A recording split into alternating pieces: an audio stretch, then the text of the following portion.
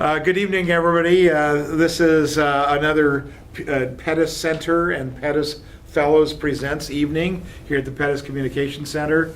My name is Dane Clausen. I'm the Executive Director of the James Pedas Communication Center and Chair of the Communication Department. I also have the privilege of working with the Pedas Fellows, which is a select group of 12 students who are advisors and mentors for other students on campus, among other things. Tonight, we are following up our Republican debate night that we had back in the fall with a Democratic Party debate night. Tonight, live from, where's it being held? North Carolina. North Carolina? No? No. UW Milwaukee. Oh, UW Milwaukee. Why right. did I think it was no? Oh, I know why. North Carolina's not. There's so many debates, it's hard to keep them straight where they're all being held. Anyway, so our prize-winning adjunct faculty member, Susan Richards, is going to be giving a presentation here before the debate starts live at 9 p.m. She'll be talking about debate tactics, speaking styles, and rhetorical strategies. And then tonight we'll be focusing on the communication aspects of this debate. We will not be talking about politics tonight during the debate or after the debate because we're here about communication skills and talents. So without further ado, Susan, thank you. Thank you. I know that most of you weren't here. Were you at the first debate? Okay. So some of the things that we talk about, we'll be talking about again, but we'll be using different people and using different examples and that kind of thing. At the time that we had the Republican debate, had only 3 debates taken place. And currently, we have 5 debates that have taken place. And so I have a lot more information to deal with and that kind of thing. Tonight, before the debate begins, I want to talk about, as Dr. Clausen suggested, about some of the communication tactics. We'll talk about some persuasive methods that politicians use, and we'll talk about some of the nonverbal signals that they send. What I want to do is I'll just go through, and I have looked at all 5 debates. At the first debate, which was in October, there were 5 candidates: Hillary Clinton, Bernie Sanders, Lincoln Chafee, Martin O'Malley, and Jim Webb. Currently, there are only 2. So the next debate, or tonight's debate, will have only 2. Everybody else has dropped off. Martin O'Malley continued on through the debate. So as we look at the debates, you will see him in all of them, but starting now. I think this is the one where he will not be in this particular debate. First, I want to talk about the nonverbal communication because I think it's a very interesting thing. As your handout says, what politicians have to do is they have to exhibit power and warmth. And that's not always an easy thing to do, not so easy to go hand in hand. When we look at body language and hand gestures and facial expressions, we look at how they use those to exhibit power and warmth. For instance, the body language, the power pose, and the power pose is you stand up straight and you have your feet a little bit apart, your hands to the side or maybe in front of you like this, that kind of thing. That's the power pose type of thing. Now, you don't want to have it too close. You've got to take up a lot of space to have power. So you want to make sure that you've got that space. You don't want to be fragile in that. You want to make sure that your hands are free to gesture because large gestures indicate power. So you want to be able to use your hands and those kinds of things. And eye contact is a very important thing. You want to make sure that you look at the people in the audience or the people who are talking to you. So you're going to see the candidates looking at each other. When the other candidate when the candidate who isn't talking, they will look at the one that is talking. Or when the moderator's there looking at the moderator. Never do you want to. Now, occasionally you'll see them writing something, but to look down all the time, it's just not a power kind of position to be in. Hand gestures, as I said, large gestures, closed hands. Not the kind of the grabbing for things, but closed hand gestures, that type of thing.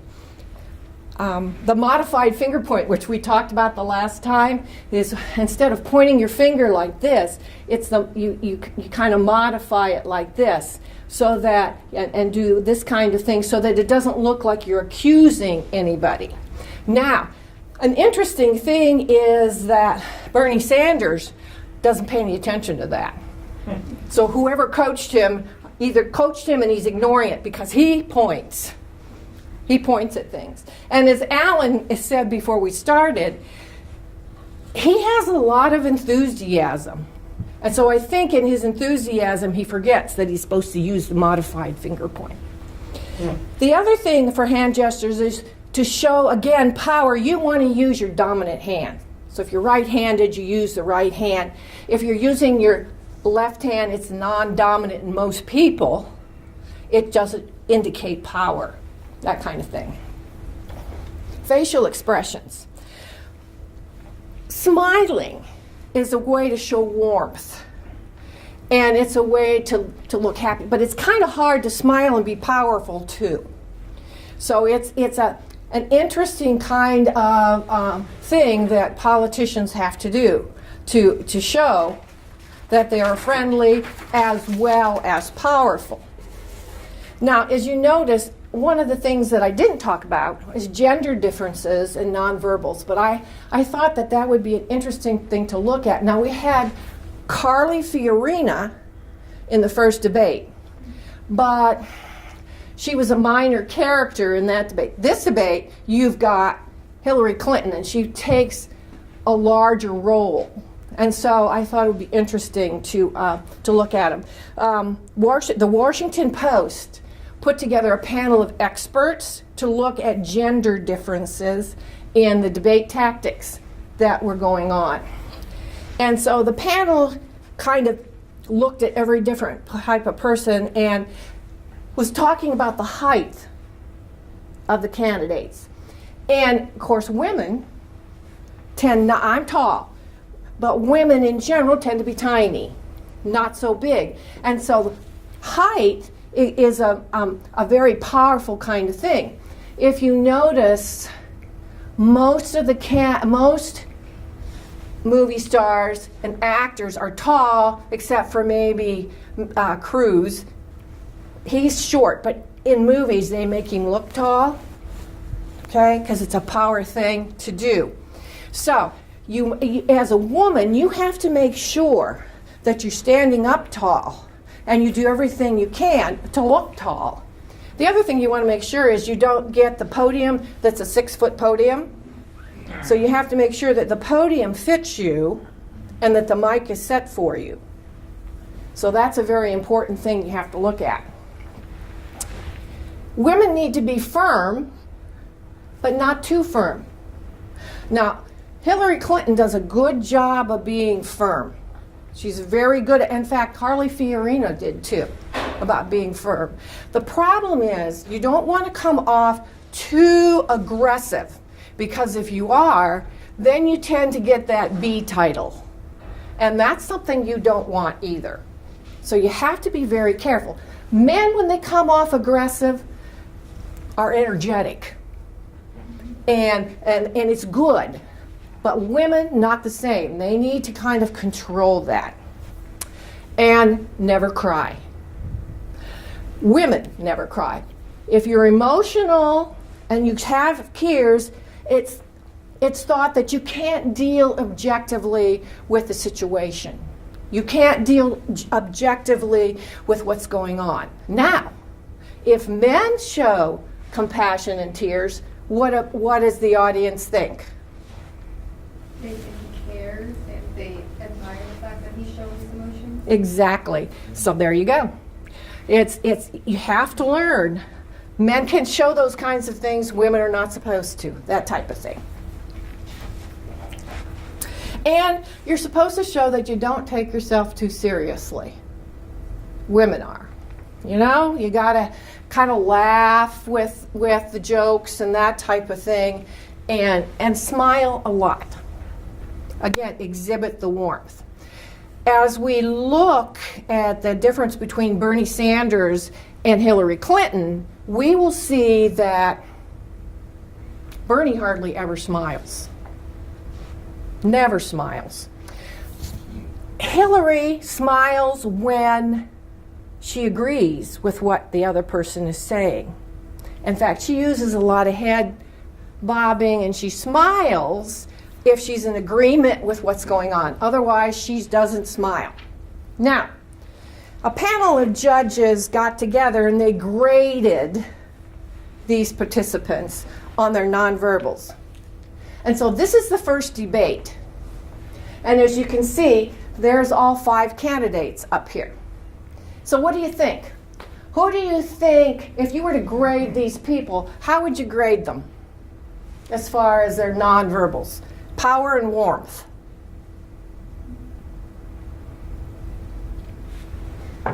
I would say Sanders, Clinton, and O'Malley both are doing very well. Clinton seems to be outshining the other ones, and then Webb and Chafee both sort of, they don't have full smiles, and they have the power pose, but they just don't seem to be as dynamic as the middle 3. And look at Chafee's expression on his face. It's hard to see, but see his lips? Mm-hmm. They're pursed. Mm-hmm, they're pursed, which is a very nervous kind of expression. And what do you see about Webb? He's not a happy camper. He's not a happy camper. How does he come off to you? He comes off as really serious, like almost too serious. Okay. Or maybe definitely too serious. Okay. But he takes himself very seriously. He does. He does take himself very seriously. Well, and he kind of has that. He's an I don't know if he's a Marine, but he was in the services. I don't know which branch. I remember in the first debate he told us, because he referred to that several times. But if you notice, as he's standing almost like in the military stance, that kind of thing. And so he comes off, at least the people who are analyzing him, he comes off as gruff. So I'm hearing you say that Hillary would get, what, If it was out of 10, I'd say she'd probably get a 10. 10? Okay. And then Sanders is a little stooped over, but I think that has to do with back issues for him. Because if you watch him speak, he'll lean on the podium. That kind of thing.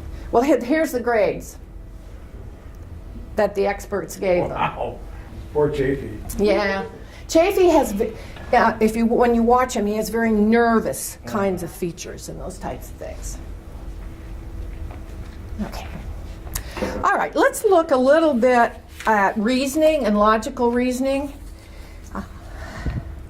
As I listened to these debates, it was hard to pick everything up that went around, so I picked out things that stood out to me.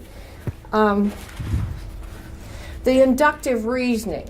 In inductive reasoning, you're looking at drawing conclusions based on evidence, and this is used a lot. This is used a lot. But the example I gave you was the one that Webb used on the first debate. And so basically he's saying there are 3 failings. The first one is the invasion of Iraq. The second one is the Arab Spring. And the third is the deal with Iran. And the conclusion he drew from those 3 things is that the attack on the U.S. consulate in Benghazi was inevitable. Now, if you look at that, you'll see that fact 3 came after the attack on Benghazi. So I'm not sure how logical his debate was. There's a handout there if you'd like it. Deductive reasoning is just the opposite of that. You come up with a conclusion and then you say, I reached this conclusion using these points. And so Sanders' conclusion was that millions of Americans are giving up on the American economy.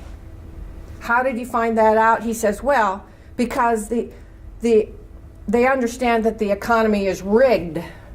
That's interesting. The economy is rigged. And he goes on to say it's rigged because they're working for long hours for low paid wages. So that's his reason. Now, if you're not looking at the logic behind these two things, makes sense, doesn't it? Yeah, sounds good to me. And that's because we don't always process the information we have by looking at it in detail. We're just kind of on automatic processing and off we go. Cause and effect reasoning. That's where you say one thing caused another. Easy. And Clinton, as you says, and I love this one, the economy does better when you have a Democrat in the White House, and that's why we need to have a Democrat in the White House in January 2017.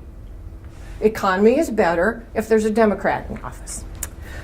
Sanders said, climate change is directly related to terrorism. And there was much talk about that on the news the day after he made that comment in the debate. And the last one was, the invasion of Iraq led to the massive level of instability in the Middle East. Those are mine, parentheses. So, again, not so irrational. You'd have to spend time looking at that and taking it apart. And analogical reasoning, that's where you're comparing two things to another. And Sanders again, every major country on earth has managed to provide health care to all the people. It's their right.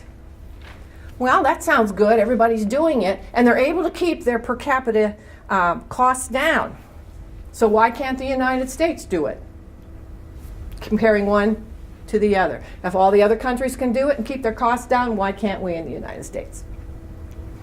Any comments or questions about that kind of reasoning? Because as you listen tonight, see if you can hear the different kinds of reasoning going on. Now, yes, sir. Well, you know, on what Sanders said, climate change is directly related to terrorism.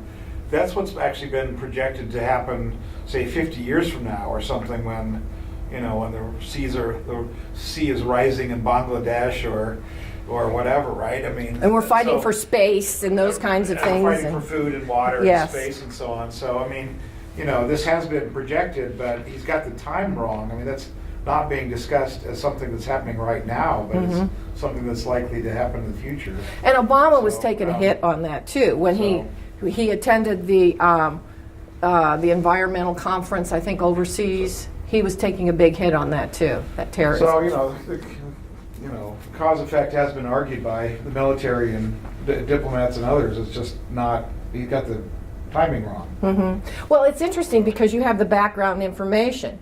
The thing that I object to is when people just take it for granted that what they're saying is right without looking at it and examining what they're saying. Do I still have time? You have like 7 minutes. Okay. I want to go on to fallacious reasoning. That's reasoning that, as we've gone along, I've been pointing out anyway, that may not be true.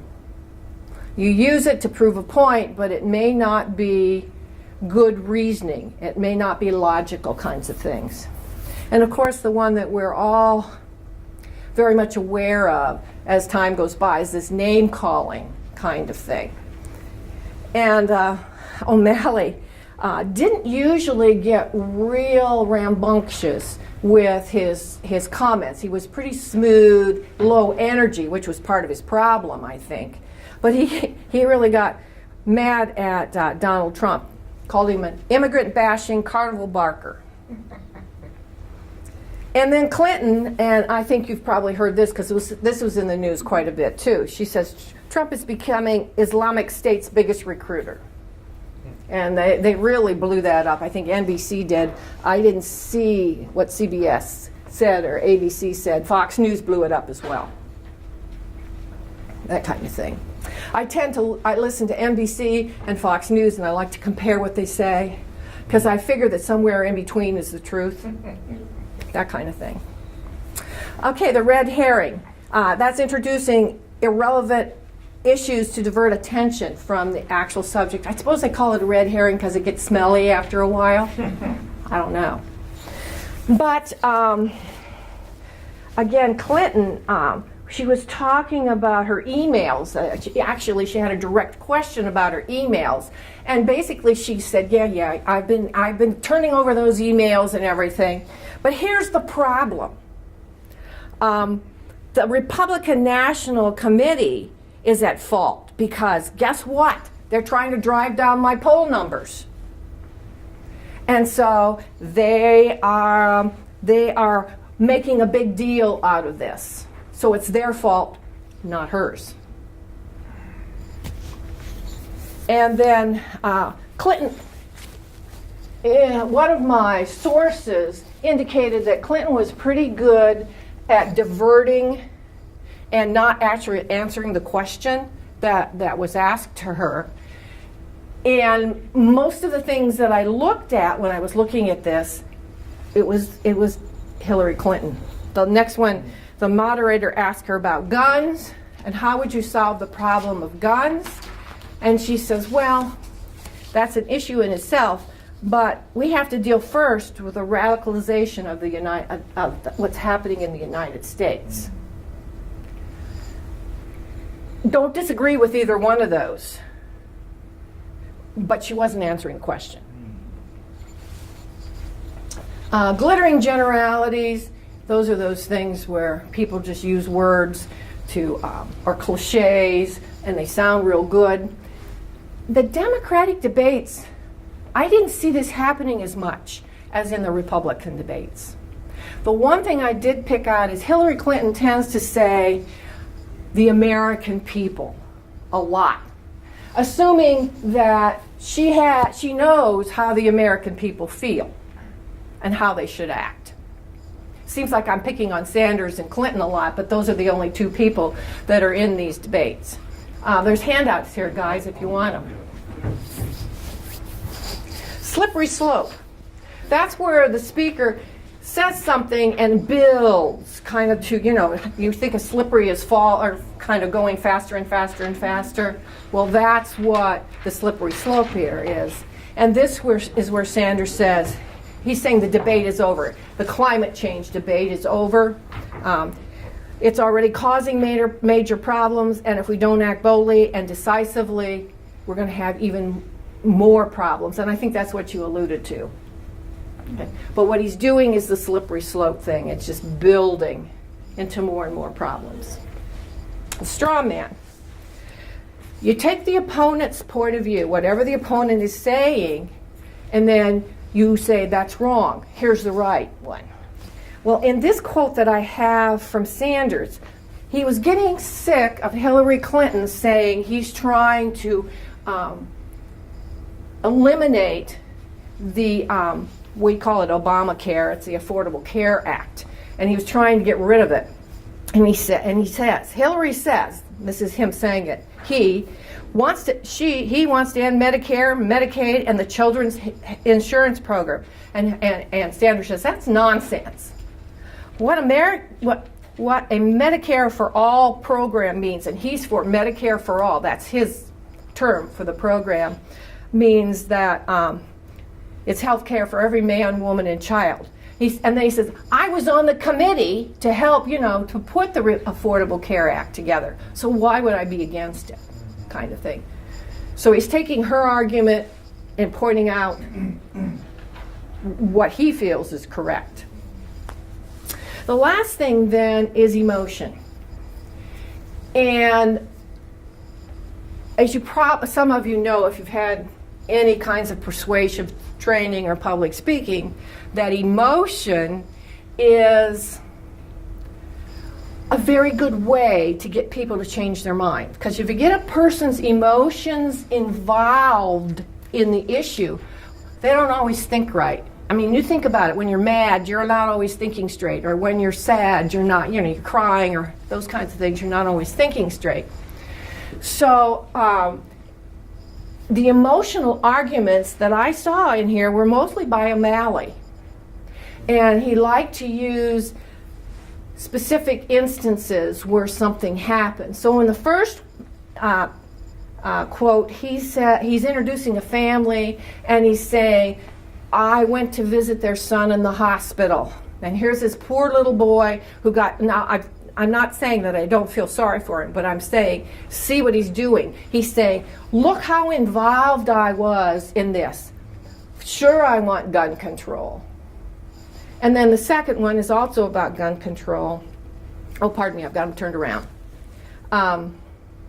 The second one's about the little boy. And he's saying, and it's the same age as my son. And the first one then is that he introduced a family where the daughter was shot and killed. And of course, he was there talking, the family was in the audience, he was talking about their lives and how much he felt for them and that kind of thing. So he got the emotion involved in that. Hillary Clinton and Sanders, who you're going to see tonight, don't do this as much. They don't get into the emotional part. Okay, I think the debate's ready to start.